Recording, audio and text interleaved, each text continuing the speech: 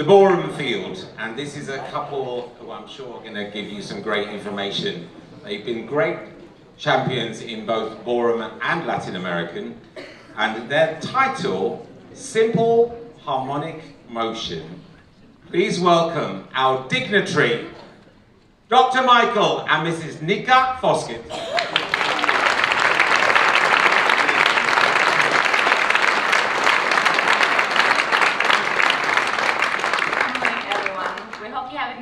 Start to your morning. Before we start our lecture, I would like to say a huge thank you to BDF for inviting us to be part of this amazing National Congress. We hope you enjoy our lecture, find it enjoyable, interesting, and hopefully inspiring. The topic of today's lecture is simple harmonic motion. Now, I don't know if anyone already has an idea what that means, and hopefully by the end you're a little bit wiser about what we think simple harmonic motion looks like. But firstly, I want to start by saying it's a topic that's very important to us and has been throughout our career. And now that we are teaching and judging and seeing the kind of competitive landscape from a different perspective, I think it's even more important for us than it ever has been before. And the choice of topic for this lecture today was motivated by some of our observations. And actually, we've heard a little bit similar things from Alex and Leanne earlier about almost the competitive couples today being almost too correct. Yes, and they were talking about not being afraid to perform. But for us, it's also about, sorry, I've lost it a little bit. It's about finding it naturally, doing it together. Yes, sorry, motivate. Yes, I understand, there we go, sorry, I understand. So, we feel that maybe in today's world, with the kind of social media, very instant feedback, that everyone's trying to be too correct frame by frame, right? So you can just film yourself dancing and see literally every picture, and maybe it's correcting too much every single piece, rather than maybe understanding why we should look the way we should. And a little bit, apologies, I'm going to bring out this board, hopefully I don't ruin that. I know, not many lectures come up with a board. I had a lecture. Too many years at universities. Yes, a mathematician, so here we go. So, I know it's a little bit small, I've tried to print it as big as I could, but this picture a little bit inspires what we're talking about today. Yeah, sorry all of you guys, you might have to see it afterwards. I can explain. It's two pictures side by side. On the left we have the ballet dancer, and on the right the tennis player. And for those who know, that's Roger Federer, one of the greatest tennis players of all time. And I love this picture, I've seen it for many years now, and I use it a lot when teaching, because ultimately, although tennis maybe isn't about beautiful, Roger Federer looks very beautiful, I would say, in this picture. Not as a man, but in his form. I forgot to write that, actually. I wanted to write that. But I imagine when this picture was taken, he wasn't trying to look beautiful. Okay, he was probably trying to win the point, and has a lot of techniques he was trying to approach to win the point. But ultimately, it resulted in this very beautiful image. And I think that kind of is the motivation for our lecture as well. We're trying to make the beautiful image. I guess he wasn't, but it looks beautiful as a result. So that's kind of the motivation. The remainder of this lecture, based on that, is in 3 parts, which is another theme everyone's talking about, 3 parts. The first one is we're going to try to explain the fundamental principle of what we mean by simple harmonic motion, and that function that makes it look beautiful. The second would be giving some examples, and finally going into kind of further developments, what else this leads to. So, function is swing. So now moving on towards ballroom dancing from tennis and ballet. We have prepared a super simple, okay, we're trying to balance it out between us. We have a scientist here with crazy diagrams and everything, and then me being a little bit, okay, we can do simple things here as well. So it's a super simple, hopefully, diagram for you to see. So on the left-hand side, with the arrow, it's basically the height of our ballroom position. So we start in neutral with the soft knees, where we always start before we do a preparation step, whatever we would like to do. We have the lowest point when we go down in our knees, so that's going to be down here.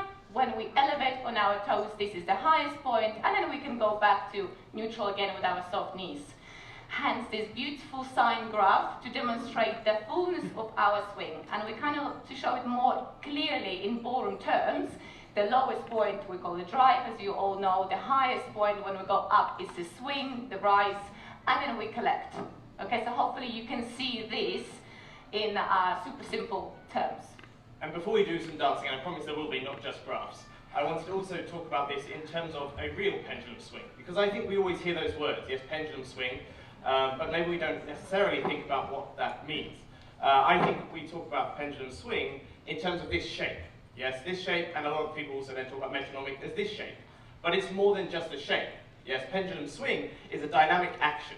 And so the example I always have in my head is literally a child on a swing in a playground, and it kind of informs where we got this picture from. So if you just imagine with me for a second, we take the child on the swing and we lift them up to this highest point. When we let go, we're not going to give them a push at this point. They're going to start lowering, and under one very important force, which I'm sure you all know, gravity. Yeah, we don't need to push. Gravity does that job for us. So we release, and at that point in time, the child on the swing is lowering vertically. And of course, as that follows this curved path, we're speeding up, and we reach a maximum speed at the bottom of the swing, at the, kind of when they're right at the bottom there. And then all that momentum is used, and it's taken up. Gravity is now going the other direction. It fights and to slow us down, and ultimately comes up to this moment of suspension at the top, that feeling when you go over a roller coaster or a bump in the road and all your stomach comes up before we go back down again. And hopefully that's where you can see on this graph, right? We have this kind of vertical feeling of lowering due to gravity. It goes along into horizontal motion. That momentum carries us up to the swing with the moment of suspension at the top. Okay? So hopefully that explains the graph. We would like to show you that, of course, with some dancing.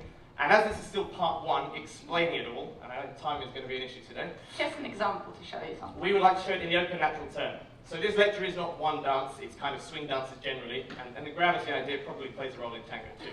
But firstly, let's just show you the open natural turn, and maybe you can already see some of those ideas. So we have 1, we're doing waltz, 2, and 1, 2, and 1, 2, 3. Okay. Go on,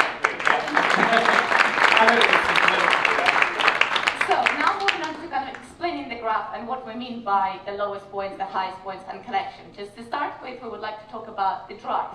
So in this example, we'll already start in our neutral position, as you can see on the graph where we're starting with the soft knees.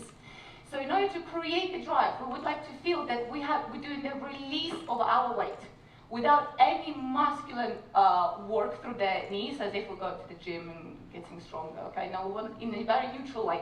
We're releasing vertically to prepare the foot out. After we've released, we're allowing the gravity to lower us, and then the horizontal motion is happening across the floor. So then we can take our drive step, and then we can collect the foot. Okay, so if I'll show you smoothly again, so we start from a neutral position, we lower vertically to change to the horizontal movement, and then collect the foot. Okay, to give you more of a visual example, we would like to see a soft landing of the plane. Okay, when it starts vertically and then it changes horizontally. So what we see very often is a nosedive, as I always say. So we come out here and it's like, okay, hello, there go 1, 2, 3. Not so beautiful and natural. And actually, we're losing harmony between us. Okay, so we would like to feel that it goes vertically first and then changes horizontally.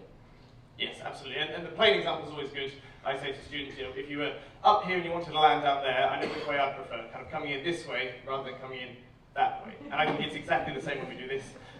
In the drive step, if we push too much, we land very heavily on this foot. And everyone's very determined about moving.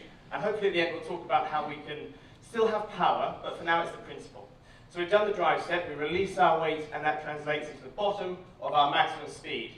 Now we're into that swing part. And of course we're doing it statically, so you don't have the sense of motion and momentum. We'll do that in a second. But we use that momentum to start swinging from the hip, the whole side of the body. Very important here to talk about the fact that it's coordinated from the foot, leg, hip, side, all the way up to the head in our own body, but also together. So that swing action happens together as a whole, and I kind of think about making a straight line from my head to my foot. In motion, it will all make more sense. Now, there's 2 parts I want to just quickly add to that about why that's useful. Nika's already said one, which is when we release via gravity, we're much better chance of doing it together. So when we lower using muscular power, it's actually quite hard to sync up. Now when we use that same power to create the swing, it places our foot forward. So I don't try to take the step and then make my shape afterwards.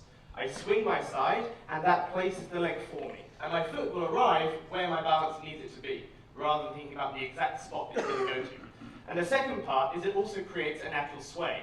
So when we swing that side, the sway ends up going against the direction of motion, and it acts as kind of a braking force. And it means that when we arrive at the top, that moment of suspension, we're kind of on balance. If we didn't do that swing, we might go straight through it. 1, 2, but then my weight takes me straight off into the next action, okay? So let's do one more time, this lateral turn. Of course, there's the collect phase as well, where we come off the top, but for time, I think that's not so important today.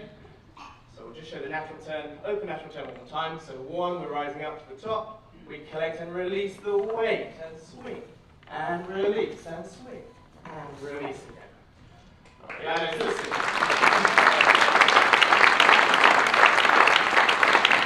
so I hope that's making some sense. Let's do a few examples. So we've actually got another picture. So part 2, another examples, graph. another graph. The last one, I promise.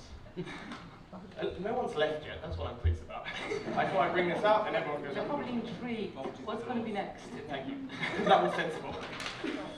Okay. Hopefully people can see this again. So, the key message here, as we said earlier, this isn't just waltz or any one dance, it's all swing dances.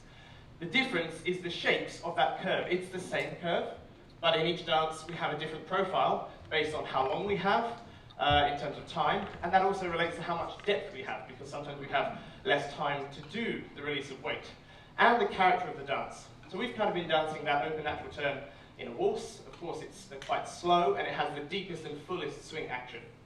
We're now going to do the foxtrot, a little variation for you. And of course, the nature of foxtrot, its character, is it's a much shallower profile, like a ripple of a pond. But it's the same shape, and the key thing about that is mechanically we dance it very much the same way in terms of releasing weight and then using that momentum to carry us through into the swing action. So, could we please have track 1, and we're just going to show you a short variation. And hopefully you can see that foxtrot shape, but with the swing. I should have given more warning.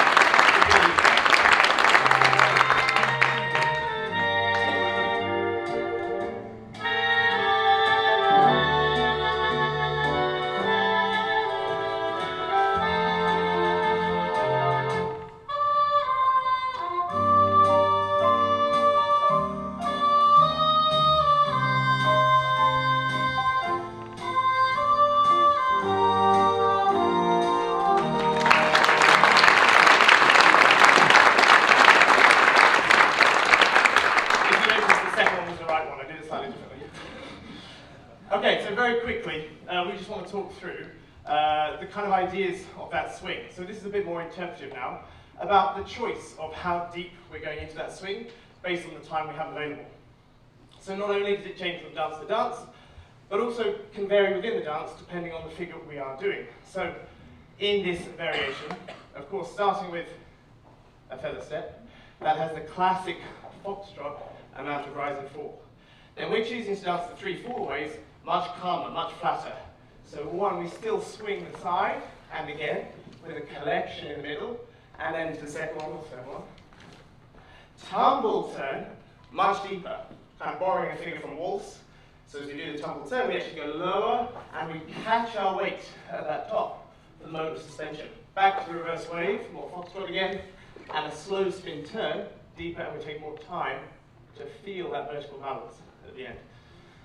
So hopefully you can see there's different shapes within that one. Yeah, depending on the timing, depending on the figure. Okay, so we would like to move on to another dance. Show it also in quick step. Again, in quick step we're speeding up, so this range is going to be a little bit smaller. Depending on whether we're doing hops, it's going to be much smaller. If we're doing more swing actions, it's going to be fuller. And very quickly, I tried to show this on this graph afterwards. Everyone can see it afterwards. We have 2 types, I think, for quick step. Like jive as well, right? We have swing steps and kind of kicks and hops and these kind of things, the same. So we have the swing, which is a similar profile to the other dances. Of course, like Nika said, it's shorter, so we have less time to do quite as full action. But we also have the hops and scatter chassis, which is right up on the toes. But again, for me, importantly, it still has the same shape. Yeah? I think when we do hops, scatters, and I've heard lectures before where people criticize just running around the room, and I tend to agree, but it should still have that kind of rise and fall through swing, even when we're up on our toes. So we've got another variation, hopefully using a bit of both. Track 2, please.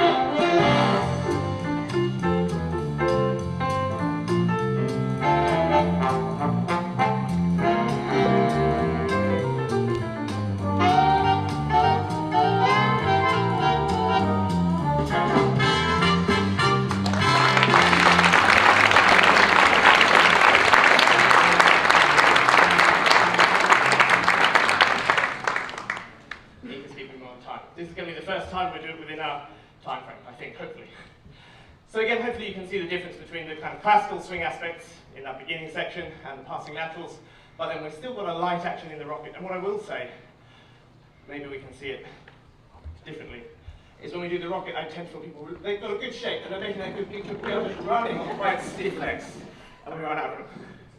And for me, it's still feeling that softness in the knees, using that profile. So we go back again, this way. And we still have soft knees, even though we're up on the toes. So we have more control and we're more in harmony together. Okay, here we go, part 3. Are you still with me? Yes? Thank you.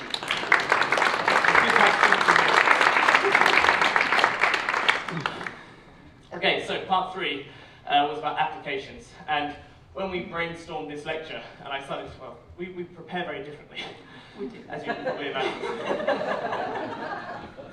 You don't know the amount of pages I wrote. And that's why it went wrong at the beginning, always the way. In the end, it turned out there were so many ideas that tie into this. And I think we both believe that this principle of swing, releasing weight by gravity, so not pushing, actually brings together so many different aspects. And with the time we have left, we picked out 3 just to kind of talk about. The first one is breath, which is ironic, right? Because I have plenty. But of course, breathing in dancing is so important. It could be a whole lecture in its own right. But the simple version, maybe we can just do it together, is when we breathe, we're going to be more efficient. And so on the downswing, that's when we release our breath. So we're going to be coming out and we breathe. It kind of helps our muscles relax and release that weight. You can try it at home. I think it's quite difficult to hold breath and then try to release your knees. It's not going to happen. That's to do. That's true. Okay, they are very good. Yeah. And then similarly on the upswing, so we've released our weight, breathe out, we breathe in at that moment of suspension. And it just helps our body relax and find that natural pattern. And the second point to that is about music. Music also has a breath in it, an ebb and a flow. And if we listen to our bodies, listen to that natural release of weight, it kind of allows you to be much more musical. You pick out the feeling of the music and you can get in sync with it. So that's one area that to us really ties into the same model. Another very important to us, which actually helped us hugely in our career when we competed, is expression and performance. When we're doing this in a very natural way and releasing our weight, harmonizing it together, we actually start getting a feeling of the motion. So then our facial expression becomes very natural and it kind of makes sense, rather than we get to see a lot of fake faces, trying to pretend, we're releasing now. So there's one thing going on through the body, which is on one side, but another thing is happening, something totally different here. So then that's why when you watch performances, shows, or something even on the competition, you can relate to that. It looks much more personalized rather than just fake. Smile, show your teeth. We do still say that to some kids, though, when they look at you. Yeah. Maybe it's a bit high level. And the final one we picked out to talk about, and I think there's probably a lot of you in the audience, if you have been listening to what we're talking about and trying this release of weight, you say that's all well and good, but we're in 2025 and we want to win this competition, and just releasing weight on its own, maybe it's not enough. I need to power, I need to go around the room, I need to be competitive, I need to be seen. And I agree, I completely agree, but the point is, it's an extension of this, rather than something that goes against it. So I would like to kind of cast your mind back to that example of a child in a swing, something that we all kind of have very instinctively, that image. And okay, so we lifted them up, and actually we can give them a push at the top of the swing. We don't just have to let go. They probably enjoy it more when, scream louder, go faster kind of thing. So you give them a push, and it goes down, it swings up, but as it comes back again, the timing when we put back in that energy is very, very important. So if they're on the way back up, and we give a push at the wrong moment, the child might fall out of the swing. Yeah, it's not a very pleasant and smooth journey. So they come up to the top just at that moment of suspension as we're on our way back down. That's when we can add the kind of extra power to make a fuller swing. So the timing is very, very important to enhance this rather than work against it. And the other one, of course, is measuring the amount of power.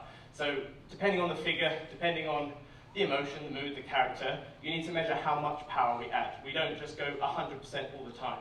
So again, you can see how, even to be competitive, for us, it fits into this same model.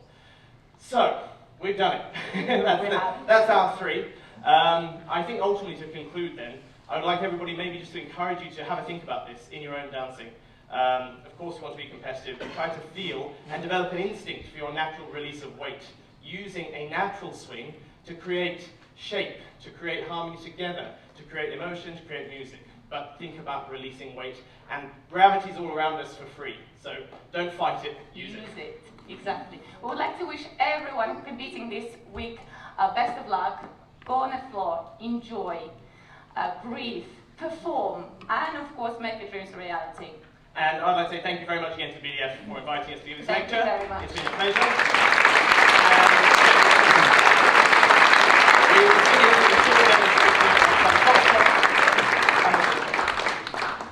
Thank you. Yeah. Good job, Lisa.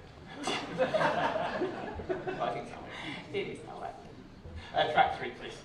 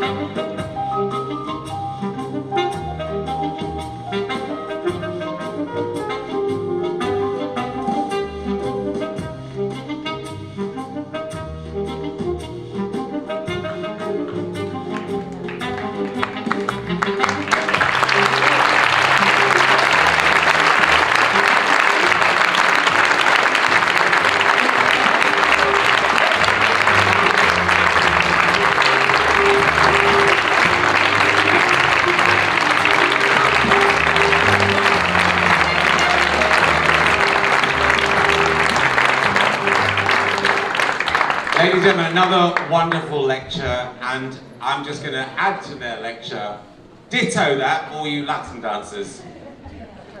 Everything they said goes for Latin as well. They were great Latin exponents. Please bring them back. Dr. Michael and Mrs. Nika.